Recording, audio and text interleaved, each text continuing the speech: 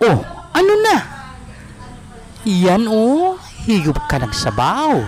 Ayon sa kasabihan para hindi mabingi sa araw ng pagkabuhay. Happy Easter Sunday sa lahat. Simulan natin ang pagluto guys ng bulalo. Hugasan ng bulalo. Lagyan ng tubig, lagyan ng paminta, hiwang bawang, asin, takpan, pakuluin, palambutin ayon sa lambot na inyong kagustuhan.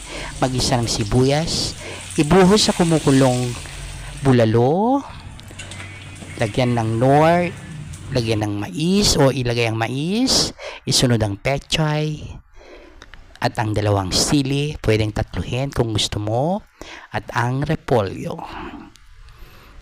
Yan o, palambutin ang aking bulalo sa araw ng pagkabuhay ni Jesus. Sabaw pala.